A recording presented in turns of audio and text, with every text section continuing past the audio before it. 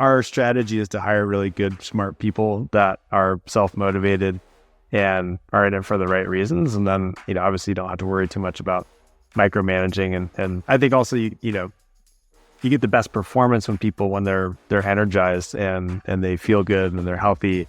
So it's kind of a whole body approach to work, which means there's times where we're grinding, but there's also times where we need to, take some time off and travel the world or whatever it is, so that people come back, fresh and engaged and energized.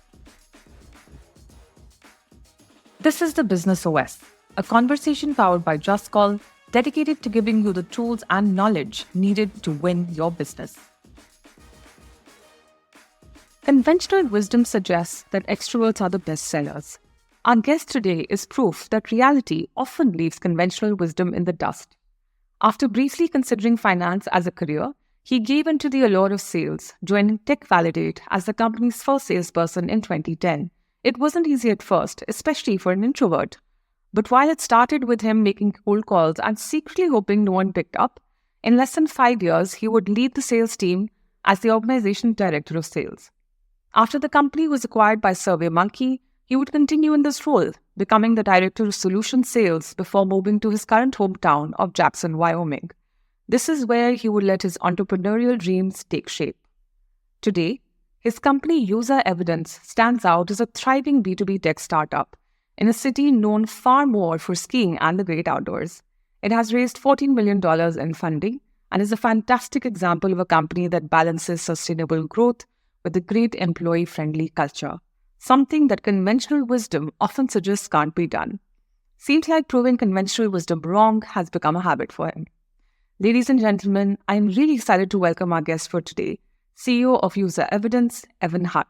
Evan, welcome to the show. So great to have you here. Hi there. Thank you for having me. Awesome. So even before we sort of get into sales and entrepreneurship and all those good things, how does an introvert become a DJ? Because I understand that's something you enjoy as well. Yeah, I do actually. I went to my first music festival, Coachella, sophomore year of college, and I saw deadmau5, which is one of my favorite DJs, perform. And I was like, that looks really fun. And then the next summer we took some DJ lessons in San Francisco. And it actually works well for an introvert. You don't even have to talk to anyone the whole party. So and it's super fun. So I'm glad I did it. So clearly you were able to find something where you had a lot of fun, but you still don't have to talk to too many people. Exactly. The music's so loud, it's all good. Awesome. So when it comes to sales, right, how does an introvert really succeed at it? And this is something I interestingly asked our co-founder, Gaurav Sharma, as well. And he was on, one of the earliest episodes of this podcast because he also sort of self-identified as at least an introvert back when he started the company. It was also a journey for him. So I'm just curious, how does someone succeed in sales when they're an introvert, perhaps? Yeah, I guess, and there's a lot of different types of sales. Like, for example, if I was in retail sales at like a clothing store or something like that, I would probably be awful at it because like just going up to people and starting a conversation is tough.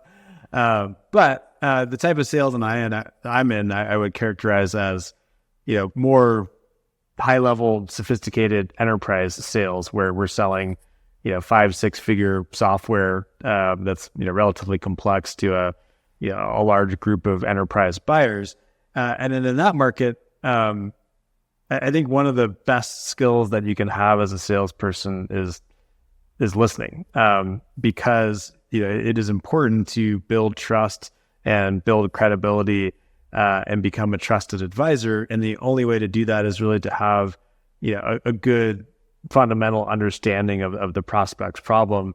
And the only way to do that is by listening to them and asking good questions. So when I'm looking at reps in our world, we always use this term kind of economy of words. Sometimes when reps get nervous, they start to just run on and there's a lot of words and excitement comes out of their mouth. But some of the best reps I've found are just very thoughtful listeners where there's a lot of space in a conversation. And they really get to the root of whether or not we can help the client. And I think that's one of the best ways to build trust. I honestly have so much respect and admiration for sales folks because it's really hard sometimes to listen and to provide, valuable input at the same time. And when you're really, on a demo or a meeting, or even if you're just consulting with customers, right? you sort of have to have both those levers going on where you're listening to them, but you also have a response, or, you know how to keep the conversation going, right? And for me, for instance, the closest parallel is when I'm hosting this podcast, I obviously have my research and my questions, but it's also about being present during the conversation and asking the questions and, taking the conversation ahead naturally. And that's not so easy for me. And I don't have my quota on the line here, right? At least not directly. So there's sort of for sales folks been doing that. Yeah, it's kind of funny. We have this concept in sales we talk about called the dummy curve. And ironically, like when you're new at sales and you don't know much about the product or the industry or whatever, you actually can be pretty effective because you don't have much to talk about. And the only thing you can do is learn about the client. And then over time, you start to learn a lot more, and you have all this product knowledge, and you get excited about what you're doing, and you want to you want to get it out there, right? You know all this stuff. And then ironically, but that doesn't serve you well, because then you're doing that at the expense of listening to how the conversation is going. Over time, of course, you learn how to marry the two and use all this great knowledge that you have to ask the right questions, and then at opportune times, build credibility by telling stories from customers about how you've solved that problem. But yeah, it's tricky. Once you start to get dangerous with product knowledge, is that dangerous point where, your talk time, if you look at the Gong recording, can go 70-80%, which is not great. Yeah, it really does sound like ignorance could possibly be bliss in a lot of cases. Yeah, it can be. And just going back to, the whole dummy curve, you were right at the start of your entrepreneurial journey at some point. Where did this dream sort of start, and when did it really become a foolproof plan? Yeah, I mean, I had had maybe a couple failed starts before. I had this one idea around, basically paying prospects for meetings that I wasn't fully confident enough in it to go out on my own. So I essentially sold my idea to one of my friends, but still had a lot of equity in it and helped him on it. And that didn't really work. So it took, I've always wanted to start a business. I've just never, it took a few tries to find a concept or a problem to solve that I was confident enough in to really kind of bet the farm on. Like when I started the company, I think it was 6 or 7 months later, that our first child, our daughter, was born. So, we wanted this one to work. And so, we luckily picked a problem that was really close to us. I had been a salesperson for a long time and felt this problem of, prospects asking, hey, can you share examples of how this solution has worked for other people like me and, in my industry or my region or whatever it is. And, not having good case studies and testimonials and customer evidence was a problem for me as a seller. And we figured, since we've felt it, and I knew my other friends that were sellers had felt it, it felt like if we could solve that problem, that would be a good business. So, yeah, I mean, I was always looking for opportunities, and it just took a while to find something that I had good confidence in that was a meaningful problem to solve. I was going to ask you about the genesis really of UserEvidence, but I think you've sort of taken us through some parts of that. I'm just curious, UserEvidence is, of course, your first company, right? Were there any fears or doubts about becoming your own boss, and how did you overcome those?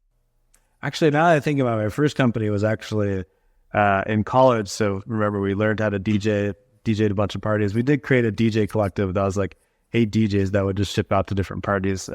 And that was a lot of fun. So I guess there was some entrepreneurial background and spirit in there. But yeah, for this one, in starting it, my co-founder, Ray, was actually kind of pushed me into this almost. It was really his kind of core. He was an enterprise salesperson as well, and his core idea to get us going.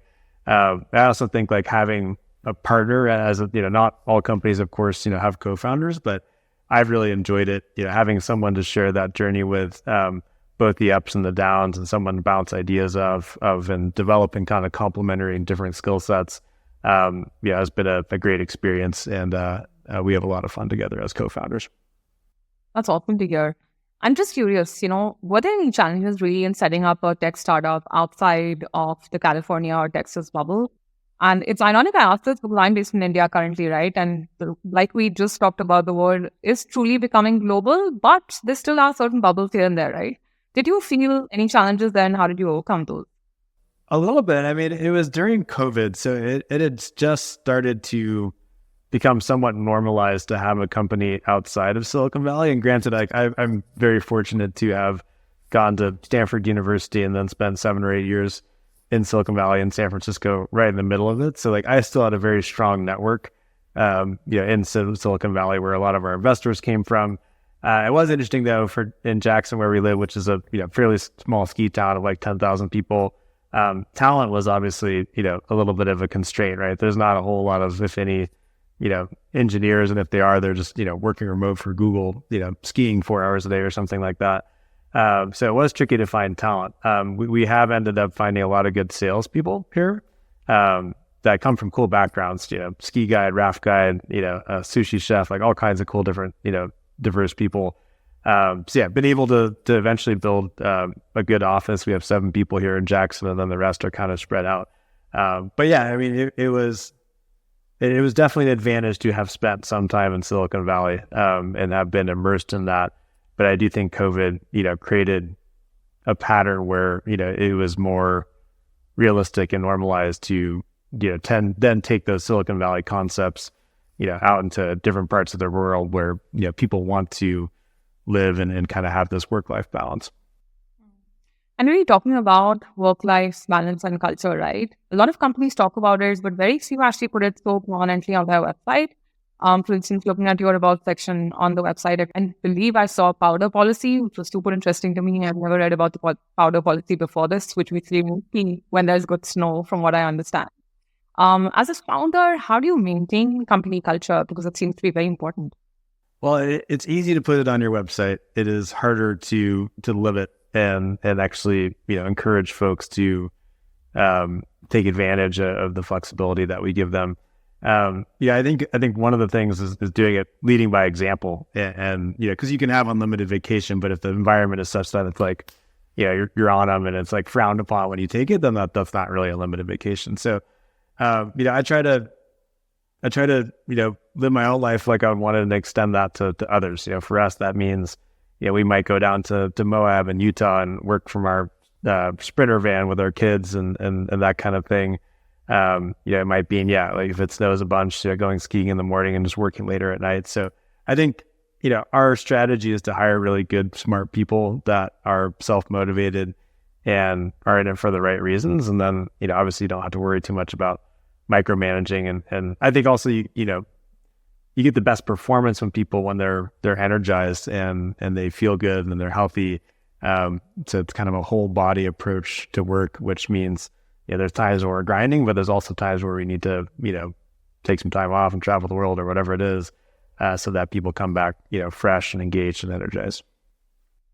Yeah, as someone who's lucky enough to lead people, have been for a while now, I totally resonate with how important it is to really encourage and lead by example when it comes to really sort of maintaining your own personal lives and boundaries and all of those good things. And it's really true that when you're evaluating an employee, for instance, or productivity, there's so many factors that go into that, right? And you have to evaluate the individual as a whole and think about their mental well-being, their physical well-being, and try and encourage everyone to take care of those as well, because the truth is, if you want people to really be at peak performance levels, they need to be happy, or at least some level of, acceptable happiness, however they find themselves. Yeah, especially, for us, if we do this well, it's probably a 5, 6, 7 year journey, right? And so that is that's a long race, right? So like any marathon, you need to pace yourself and have balance and have periods of calm and periods of crazy and a mix of everything. So we're in it for the long run, and so we try to approach the race in that way. I love that philosophy of thinking of it as the long run. I think for a lot of startups especially, or SaaS companies in general, I think there's always a hunger and competitiveness, which I think is good. And not to say that those two can't coexist. Yeah, and it's particularly tough for us. I mean, so we raised our Series A, 18 months ago or something like that. Now, we're in this stage that is this kind of tough growth stage going from, 2 to 6 million, where it does just it's harder. It's more work. It is more of a grind. And, so it is constantly a challenge to, want to get more out of people, and everyone feels like we're starting to make some good progress now, so like we want to double down on it while still maintaining our balance and our kind of chill vibe. So it's not like it's not easy, yes, and we will make mistakes on it, but I think it's at least important to have the awareness of both balance and kind of this competitive grind. And I agree with you, they're not necessarily mutually exclusive. Yeah. Evan, also just talking about, the fact, like you said, you need to sort of balance so much. Your career, of course, has had in a lot of ways 3 distinct stages where you were an individual contributor at some point, then, a leader, and now, of course, founder and CEO. How did you have to shift mentally, I would say, to grow into each of these roles? Yeah. Individual contributor was nice. Like, I was actually one point in my career where I was leading like a pretty big business unit at SurveyMonkey after the TechValidate acquisition. And then I moved to Jackson and just became an individual contributor. And it was great. Like, I was the top rep and it took like 30% of my day, and it was lovely. So like, I think it's nice to have experience, but leadership was an adjustment for me. Like, I did not, it wasn't like natural, nor did I necessarily know what I was doing. But yeah, I had great mentorship. So like, I do think like when you start to move up, coaching is so prevalent and accessible for an individual contributor. Sales enablement, you have training, structured this. When you get to these higher levels, you don't have to seek coaching. But if you do, like, it can be transformative. Like there's Ray and I are working with an executive coach right now on some leadership stuff, just on personal stuff, communication. It's been immensely helpful. So I think you kind of have this almost like, as an individual contributor, I had this false kind of image of like, once you make it to leadership, like you've made it and like you're good to go. But like the learning journey has just started. And I think it's even more important to find, really good, solid coaching and mentorship once you reach that leadership level. I think that's a really lovely way to think about being a founder, right? In sort of thinking that journey isn't really complete. In the sense that we're always growing and evolving, and there's a lot to be said for having that sort of learner's mindset and being open to learning and coaching. And I think I've heard from some of the best leaders as well. And one of the things they all seem to mention is having a coach to sort of go back to, a sounding board, someone to rely on to help them with all sorts of things. But it's really nice to have people really, just sharing their experiences so openly. I think it really makes it easier for so many other entrepreneurs who are, thinking about similar challenges and how to overcome them. I'm also just curious, right? Your sales career obviously would have brought you a lot, especially when it comes to dealing with people. What lessons do you think from your sales career really helped you in your founder's journey? Yeah, I've learned a lot about myself through sales. I've learned that I'm actually inherently trusting and like have a pretty optimistic, kind of rosy view of both the world and by extension, like individual people, which I think overall has been like a very, I've enjoyed that mindset just because it's more fun and cool to walk about the world in that way. However, that was a little bit of an adjustment and a lesson, when I first got into sales, because I was so, trusting. I'd be like, oh, people would be like, oh yeah, we're super interested, give us a couple of weeks and we'll get back to you. Be like, okay, great, sounds good. And, after about 150 times of that, you start to realize, maybe that's not what they mean. And I should, help them be more honest and candid if it's not a fit, right? So, I think I've tried to marry this kind of optimistic, rosy view now with a little bit more disciplined selling system that enables a more candid conversation where we can talk about if it's not a fit. That was a really important lesson for me. Like when I started, like, obviously your goal is to sell more. And so like you want to sell. And then I realized over time that, especially I think the biggest difference was when I just used to be a salesperson, like I would sell something, throw it over the wall to customer success or account management, and it wasn't my problem anymore. Now as a CEO, like one of the most important metrics in our business is like net retention and renewals. And so like now for real, like I only want to bring on customers where I know we're solving a concrete problem and I know it's like a good fit, because I have to chase down that renewal, and like that's really important. But ironically, like that attitude and approach, this kind of skeptical consultant where you're almost making the customer work a little bit to prove that they are a good client. It does build trust and credibility and probably helps on the new business front anyway. So like when I actually got to a point where I believed that I don't need the business and I'm only going to bring it on if I think we're like a great fit and I know we're going to wow this client, I think was like one of the most powerful, evolutions of me as a salesperson. Yeah, I think that makes a ton of sense, right? That we have to have a more holistic view to the kind of customers and the kind of business that is right for us. And sort of, have enough gumption. I think even when you're early on in, the journey of a startup, to be able to say no to certain customers or leads who you think won't be the right fit for you, because then you will have other problems, in the funnel of those folks not converting or churning, and all of those metrics that you also just mentioned, right? So I think that's a step of courage in the right direction for sure. I'm just curious, you've also talked about, the importance of humility previously when taking on leadership roles. Is this something that you consider when you're hiring as well? What is, your overall hiring philosophy and what do you really look for? Yeah, 100%. That is actually one of the primary characteristics is humility. The reason why is humility breeds that learning mindset. Otherwise, if you think you're, all of that, then there's no reason to get better, right? Because you're already at the top. Yeah, if you have humility and the curiosity, I think is probably the sister trait to that is, the core follow along there.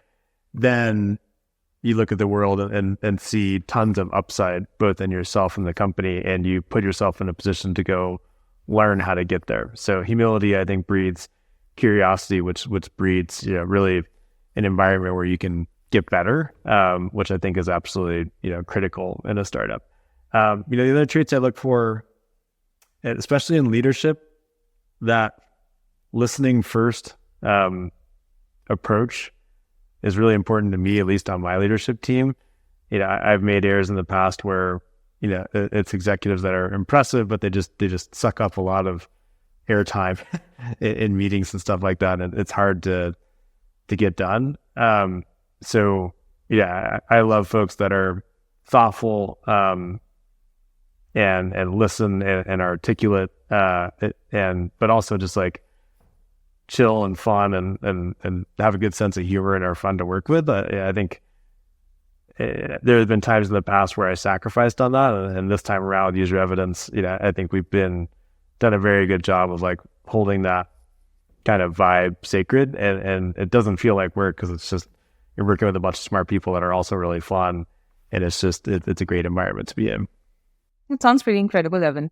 And, I read somewhere, in fact, I think it was the bios of one of our upcoming guests that, from her leadership POV, it was really important to have curiosity and then couple that curiosity with, decision-making power and authority, and saying that, yes, I'm going to be curious about so many things and that's how we'll get our business to get better. But I will also, sort of lead and show the direction by taking action and doing the right things at the right time. So I think, humility, and then curiosity, and then sort of taking the right action. I think all of those seem to line up perfectly, I think, when it comes to that part. Yeah, I would say, like, particularly in a startup, like indexing slightly more towards action is important, because the more decisions that you make, the faster your rate of learning, because you're going to get feedback on each of those decisions, and then you can obviously adjust. So that combination of kind of an inclination towards action plus a curiosity to understand, why you went wrong or why you went right, and, adjust based on that. Yeah, I think sometimes you see people that have are a little bit scared, because in startups, you're always going to have incomplete information, right? You're always going to be, 30% research, 70%, we'll see what happens. And if you take too long to try to get to a high level of confidence via, research and testing and stuff like that, you miss an opportunity to just get it out there and see what happens, right? So yeah, I'd say early stage, yeah, I look for folks also that are comfortable making decisions, taking risks, as long as they, are good learners and, take the value of the feedback and learning from whatever that decision might have been. I have no proof points for this, but it seems like, your company and your team has that sort of psychological safety that they need to look at whatever data sources they have or trust their instinct, build a hypothesis, and then probably, take decisions and experiments from there. Would you say that that's true of your team and culture? And is there a conscious effort to build it? Yeah, I mean, yes. There is actually scientific evidence of it in child development, right? Like a toddler, for instance, that feels safe and has all its basic needs met and feels that they can make mistakes is more likely to venture out and take risks and therefore learn faster. So yeah, that is something we actively promote at UserEvidence. Is this kind of healthy risk-taking environment. What that looks like in practice is like there are decisions that don't work out. In other words, they were the wrong decision, but the process was good. And what we want to celebrate is that process. Like that was a good bet. The outcome was not what we wanted, obviously, but the process and the upside of that bet and the learnings that we got from it was correct. So I think if you celebrate that, the process and have a terminology for that, it's a bad outcome, good decision, right? The decision was correct. Like it was the thought process behind it, the hypothesis was a good test. So yeah, I think if you have a language for it and you celebrate, times where things you might not get the outcome that you wanted, but you had, the thought process was right, promotes that sort of safety, right? That people need to go take risk. If you slam someone because they get a bad outcome, then they're going to be a lot more hesitant and tentative and not want to go take that risk again. So yeah, I think if you can create a culture and kind of name that culture and put words to what's going on, that is one way to create that safe environment that then promotes risk taking. I'm curious, if you had to do it all over again from the start, what would you do differently? Overall, I think we've done pretty well. I mean, I think one thing that for entrepreneurs that I've thought of a lot, you think so much about like one day when we, sell our company for $100 million or whatever it is, you think about this like kind of golden destination. And then if you think about it further, like let's say that actually did happen. My hunch is that when they gave me that big check, I would probably be like, oh man, like the most fun part of the journey is now over. And so I think that is an important thing, is to, understand like this is the journey is the fun part. And as part of that, like you're going to make mistakes. I kind of dodged your question, what would I have done differently? But I think it is important to recognize that like, I feel like we've done well. I think we're fortunate to be in this situation. I've enjoyed every moment of it. I wouldn't change anything per se.